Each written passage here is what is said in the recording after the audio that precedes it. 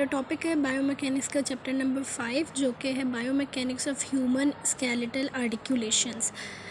Articulations का मतलब है कि दो जो सरफेसेस हैं उनका मीट करना। जैसे हमारे जॉइंट्स हैं वहाँ पे 2 से 3 ज़्यादा सारी सरफेसेस मीट करती हैं, डिफरेंट बोन्स वगैरह। तो हम डिफरेंट जॉइंट्स के बारे में स्टडी करेंगे, जॉइंट्स की डिजीज़ के बारे में, जॉइंट्स के सराउंडिंग में जो कार्टिलेज होता है उसके बारे में, जॉइंट की फ्लेक्सिबिलिटी की कितना वो फ्लेक्सिबल है, मूवमेंट उसकी, रेंज ऑफ मोशन उसकी कितनी है और स्टेबल कितना है वो जॉइंट। तो इस सब के बारे में हम इसमें डिस्कस करेंगे। सबसे पहले हम देख लेंगे types of joints. 3 types of joints होते हैं हमारे पास। क्योंकि हम बायोमैकेनिक्स से स्टडी कर रहे हैं तो हम जॉइंट्स की क्लासिफिकेशन में मेनली देखेंगे कि कौन सी जॉइंट पे कितनी मूवमेंट होती है। तो फिब्रस जॉइंट इमूवेबल जॉइंट्स होते हैं, इनको साइन आर्थ्रोसिस भी कहते हैं। Cartilaginous joints slightly movable joints होते हैं और इसको एम्फीआर्थ्रोसिस कहते हैं। और साइनोवियल जॉइंट्स को हम फ्रीली मूवेबल भी कहते हैं, डायआर्थ्रोसिस भी कहते हैं। तो सबसे पहले हमारे पास है फिब्रस जॉइंट्स जो कि इमूवेबल होते हैं और इनको साइन आर्थ्रोसिस भी कहते हैं। तो इसमें हमारे पास 2 टाइप्स आती हैं, सुचर्स एंड साइन डेस्मोसिस। सुचर्स जो हमारे ब्रेन के अंदर प्रेजेंट होते हैं, हमारे ब्रेन के अंदर जो बोन्स होती हैं वो हमारे स्कल के अंदर जो जॉइंट्स बना रही होती हैं, तो वहाँ पे उन जॉइंट्स को हम कहते हैं सुचर्स। टाइटली कनेक्टेड होती हैं वो बोन्स एक दूसरे से फाइबर्स के थ्रू। क्योंकि ये फिब्रस जॉइंट्स हैं तो इनका जो दोनों बोन्स को जिन्होंने कंबाइन किया हुआ होगा वो फिब्रस टिश्यू होगा। साइन डिस्मोसिस में एक्सट्रीमली लिमिटेड मूवमेंट्स होती हैं और ये हमारे पास मिड टिबियोफिब्युलर जॉइंट होता है, mid radio ulnar and inferior tibiofibular joint. हमारे जो टिबिया और फिब्यूला के दरमियान में होते हैं वो उसे हम कहते हैं मिड टिबियोफिब्युलर जॉइंट। दूसरा हमारे पास कार्टिलेजिनस जॉइंट्स यानी स्लाइटली मूवेबल जॉइंट्स, एम्फीआर्थ्रोसिस। इसके अंदर 2 टाइप्स हैं, साइन कॉन्ड्रोसिस एंड सिम्फाइसिस। साइन कॉन्ड्रोसिस में जो है वो हाइलीन कार्टिलेज होते हैं 2 सरफेसेस के ऊपर और स्लाइट मूवमेंट्स होती हैं। इसकी एग्जांपल है sternocostal joint and epiphyseal plates, यानी हमारी बोन के अंदर जो एपिफिजियल प्लेट्स होती हैं जहाँ से ग्रोथ होती है वहाँ पे ये वाला जॉइंट बन रहा होता है बिफोर ओसिफिकेशन। उसके बाद सिम्फाइसिस है। सिम्फाइसिस में हमारे पास जो है वो फिब्रोकार्टिलेजिनस डिस्क होती है 2 बोन्स के दरमियान में और स्लाइट मूवमेंट्स परफॉर्म होती हैं। फॉर एग्जांपल प्यूबिक सिम्फाइसिस जो कि हमारी बोन के दरमियान जॉइंट बन रहा होता है और वर्टिब्रल जॉइंट्स यानी वर्टिब्रा के दरमियान में डिस्क होती है। उसके बाद है डायआर्थ्रोसिस, फ्रीली मूवेबल जॉइंट्स। इसमें जो है हमारे पास आर्टिकुलेटिंग बोन्स के ऊपर थिन कार्टिलेज होता है और उस बोन और कार्टिलेज के सराउंडिंग में एक आर्टिकुलर कैप्सूल होता है जिसने जॉइंट को सराउंड किया हुआ होता है। साइनोवियल मेम्ब्रेन होते हैं जो कि इंटीरियरली जो है वो कैप्सूल के जो है वो लाइन की हुई होती है और साइनोवियल मेम्ब्रेन फ्लूइड सिक्रीट करते हैं जिसको हम कहते हैं साइनोवियल फ्लूइड, जो कि फ्रिक्शन को रिड्यूस करता है। उसके बाद हमारे पास डिफरेंट जो है वो टाइप्स हैं साइनोवियल जॉइंट्स की, फ्रीली मूवेबल जॉइंट्स की। इसमें हमारे पास 7 टाइप्स हैं, लेकिन जो सुजैन है उसके अंदर जो है वो हमारे पास 6 टाइप्स लिखी हुई हैं। वहाँ पे कॉन्डाइलर और एलिप्सॉइडल को एक ही उन्होंने कॉन्डाइलर की हेडिंग में जो है वो लिखा हुआ है। क्योंकि इन दोनों में बहुत स्लाइट डिफरेंस होते हैं तो उन्होंने एक ही हेडिंग में इसको लिखा हुआ है। तो ग्लाइडिंग यानी प्लेन जॉइंट जो है उनकी आर्टिकुलेटिंग सरफेस प्लेन होती है और ग्लाइडिंग यानी मूवमेंट्स होती हैं नॉन एक्सियल यानी किसी एक्सिस के अराउंड नहीं, सिर्फ प्लेन मूवमेंट्स होती हैं। उसके बाद हमारे पास इसकी एग्जांपल है इंटरमेटाटार्सल, इंटरकार्पल एंड इंटरटार्सल्स हिंज जॉइंट, जो कि हमारे पास एक कनकेव सरफेस होती है, दूसरी कन्वेक्स सरफेस होती है और जो है वो स्ट्रॉन्ग कोलेटरल लिगामेंट्स ने सराउंड किया हुआ होता है और एक एक्सिस पे यूनी एक्सियल मूवमेंट होती है। इसकी एग्जांपल है अल्नोह्यूमरल यानी एल्बो जॉइंट एंड इंटरफ्लेंजियल जॉइंट। उसके बाद पाइवेट है, इसमें भी ऐसे ही होते हैं, वन प्लेन पे मूवमेंट होती है, यूनी एक्सियल है, स्क्रू लाइक मूवमेंट होती है और इसकी एग्जांपल है proximal and distal radio ulnar joint and atlanto axial joint. उसके बाद हमारे पास कॉन्डाइलर जॉइंट है जो कि वो भी ऐसे ही होते हैं, एक कन्वेक्स दूसरी कनकेव सरफेस, 2 प्लेन्स पे मूवमेंट होती है, biplanar. For example knee joint and TMJ temporomandibular joint, यहाँ पे फ्लेक्शन, अबडक्शन, एडक्शन, ये सारी सर्कमडक्शन सारी मूवमेंट्स होती हैं। उसके बाद एलिप्सॉइडल है, इसमें भी ऐसे होते हैं, एक कनकेव दूसरी कन्वेक्स, बाई एक्सियल, 2 प्लेन पे मूवमेंट होती है। इसकी एग्जांपल है wrist joint, atlanto occipital joint and metacarpophalangeal joint. उसके बाद हमारे पास सैडल आता है। सैडल में इस तरह होता है कि बोन्स की शेप इस तरह की होती है जैसे सीट्स होती है, राइडर की सीट होती है। इसमें इसकी ग्रेटर रेंज ऑफ मूवमेंट होती है बनिस्बत कॉन्डाइलर जॉइंट से। For example metacarpal joint thumb का जो जॉइंट होता है और स्टर्नोक्लेविकुलर। उसके बाद बॉल एंड सॉकेट जॉइंट आता है, यहाँ पे भी ऐसे ही होता है, रेसिप्रोकली कन्वेक्स और कनकेव सरफेस होती है। ट्राइएक्सियल यानी 3 प्लेन्स पे मूवमेंट होती है, example hip joint and shoulder joint. Uniaxial, biaxial, triaxial, इनका मतलब है कि कौन से एक्सिस पे मूवमेंट हो रही है। अगर एक एक्सिस पे हो रही है तो यूनिएक्सियल, 2 एक्सिस पे तो बाईएक्सियल, ट्राइएक्सियल 3 एक्सिस पे, और नॉन एक्सियल यानी मूवमेंट नहीं हो रही किसी भी एक्सिस पे। उसके बाद हमारे पास बर्सा है। बर्सा का मतलब है कि एक स्मॉल कैप्सूल होता है जिसको साइनोवियल मेम्ब्रेन ने सराउंड किया हुआ होता है और उसके अंदर साइनोवियल फ्लूइड होता है। ये इसका काम ही होता है कि ये सेपरेट करता है टेंडन्स को बोन से, उनके दरमियान में पाया जाता है।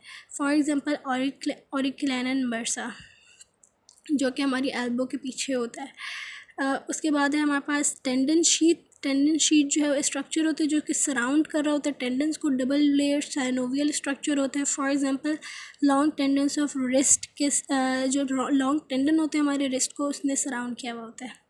उसके बाद डिफरेंट कार्टिलेज हैं, उनको हम देखेंगे। आर्टिकुलर कार्टिलेज है। Articular cartilage special type of dense connective tissue होता है, 1 to 5 मिलीमीटर इसकी थिकनेस होती है। एवेस्कुलर होता है, नॉन इनर्वेटेड यानी ना तो इसको ब्लड सप्लाई आ रही होती है ना ही इसको इनर्वेशन यानी नर्व सप्लाई आ रही होती है। डिफ्यूजन से ये फूड लेता है। डिफरेंट इसके फंक्शंस हैं, जैसे ये शॉक एब्जॉर्बर के तौर पे एक्ट करता है, डिस्ट्रीब्यूट करता है वेट को, और जो आर्टिकुलर सरफेस है उसमें फ्रिक्शन रिड्यूस करता है, सरफेसेस को मीट नहीं करने देता है एक दूसरे से। इस तरह सॉफ्ट होता है, पोरस होता है, कॉन्ट्रोसाइट्स सेल्स होते हैं कार्टिलेज के जो कि प्रोटियोग्लाइकन एंड नॉन कोलेजिनस प्रोटीन के मैट्रिक्स के अंदर होते हैं। लिटिल या नो एबिलिटी टू रिपेयर, यानी अगर एक बार इसमें इंजरी आ जाए तो फिर ये रिपेयर नहीं हो सकता, बहुत कम चांसेस होते हैं रिपेयर होने के। हाइट जब बढ़ती है तो इसमें वॉल्यूम और इसकी थिकनेस भी बढ़ती है, लेकिन अगर वेट बढ़े तो इसका कोई रोल नहीं होता वेट का कार्टिलेज के बढ़ने या कम होने से। फ़िज़िकल एक्टिविटी का रोल होता है कि फ़िज़िकल एक्टिविटी ज़्यादा होगी तो इसकी ग्रोथ ज़्यादा होगी। कार्टिलेज और साइनोवियल फ्लूइड दोनों मिलकर फ्रिक्शन को रिड्यूस कर रहे होते हैं। साइनोवियल फ्लूइड जो है वो प्रोटियोग्लाइकन 4 और हायालुरोनैन से मिलकर बना होता है। उसके बाद आर्टिकुलर फिब्रोकार्टिलेज ये डिस्क बनाता है, जैसे हमारी वर्टिब्रा के दरमियान डिस्क होती है, और पार्शियल डिस्क बनाता है जैसे जो मेनिस्कस होते हैं, हमारे नी के मेनिस्काई होते हैं। ये इसका काम ही होता है ये कनकेविटी बढ़ाता है यानी गहराई को इंक्रीज़ करता है। जैसा हमारा हिप का एसिटाब्यूलम है वो ज़्यादा गहरा कर देता है जॉइंट को। लोड को डिस्ट्रीब्यूट करता है, शॉक एब्जॉर्बर होता है, प्रोटेक्शन करता है डिफरेंट आर्टिकुलर साइट्स की। फिर है आर्टिकुलर कनेक्टिव टिश्यू, यानी डिफरेंट कनेक्टिव टिश्यू हमारे जॉइंट्स के इर्द गिर्द प्रेजेंट होते हैं, जैसे टेंडन जो कि कनेक्ट करते हैं बोन टू मसल, और लिगामेंट्स जो कि बोन टू बोन को कनेक्ट करते हैं। ये कोलेजन और इलास्टिक फाइबर से मिलके बने हुए होते हैं, और ये जो है वो स्ट्रेच भी हो जाते हैं with in their elastic limit, लेकिन अगर इलास्टिक लिमिट से ज़्यादा स्ट्रेच हो गए हैं तो फिर उनमें इंजरी हो जाती है।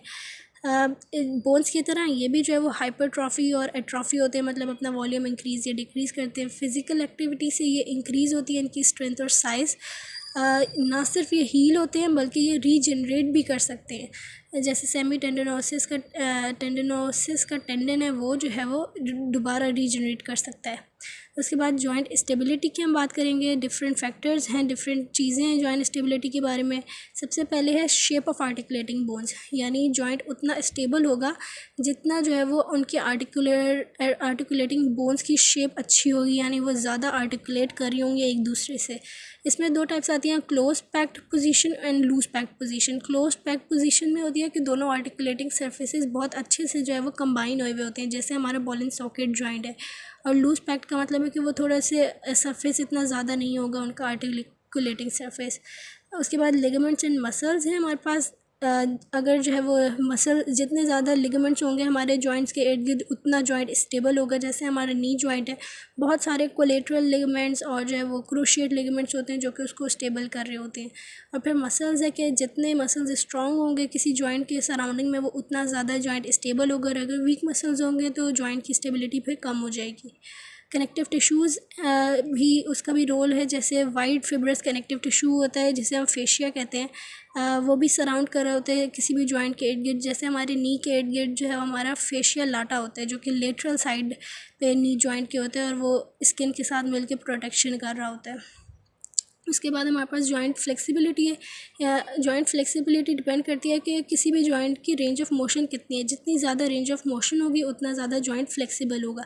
अब इसकी टू टाइप्स है, डायनेमिक एंड स्टैटिक। डायनेमिक का मतलब है कि एक्टिवली कोई जॉइंट जो है वो मतलब किसी भी जॉइंट पे मूवमेंट हो रही है तो वो उसको हम कहेंगे एक्टिव या डायनेमिक। और स्टैटिक यानी कि पैसिवली कोई दूसरा पर्सन उसके ऊपर मूवमेंट करा रहा है। मेजरमेंट हम करते हैं जॉइंट की कि कितनी रेंज ऑफ मोशन है बाय गोनियोमीटर। डिफरेंट फैक्टर्स हैं जो कि जॉइंट फ्लेक्सिबिलिटी के ऊपर डिपेंड करते हैं, जैसे शेप ऑफ आर्टिकुलेटिंग सरफेस, जितनी अच्छी शेप होगी उतनी ज़्यादा जो है वो फ्लेक्सिबिलिटी उसको प्रोवाइड होगी। मसल्स अगर स्ट्रांग होंगे तो वो ज़्यादा फ्लेक्सिबल होगा। अगर कोई बल्की मसल अटैच है तो उसकी फ्लेक्सिबिलिटी ज़्यादा नहीं होगी मसल की। उसके बाद जो है वो टेंडन्स लिगामेंट्स हैं कि अगर ये जो है वो फ्लेक्स होंगे और इनमें फ्लेक्सिबिलिटी ज़्यादा होगी टेंडन्स और लिगामेंट्स में, तो जॉइंट उतना ही ज़्यादा फ्लेक्सिबल होगा।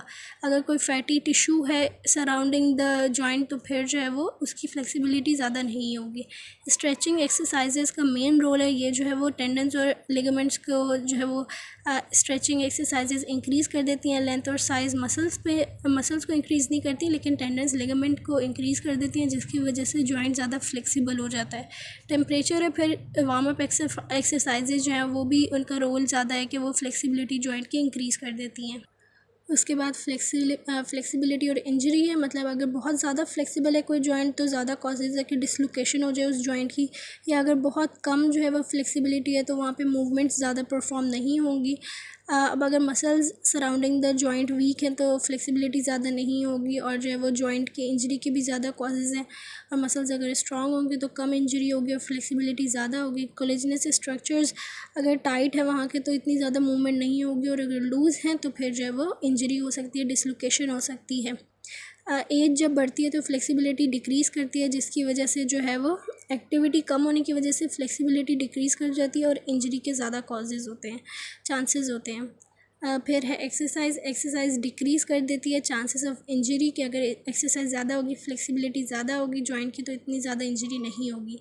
अगर स्ट्रेचिंग एक्सरसाइजेज हम कम करेंगे तो इंजरी के कॉज ज़्यादा हैं, और अगर स्ट्रेचिंग एक्सरसाइजेज ज़्यादा होंगी तो इंजरी कम कॉज होगी, हमारे मसल्स वगैरह इर्द गिर्द के अच्छे होंगे। फिर है न्यूरोमस्कुलर रिस्पॉन्स टू स्ट्रेच, कि जब किसी भी मसल पे स्ट्रेच पड़ता है तो न्यूरोमस्कुलर कोऑर्डिनेशन का क्या रोल है। तो इसके अंदर दो मेन चीज़ें हम पढ़ेंगे, Golgi tendon organ and muscle spindle.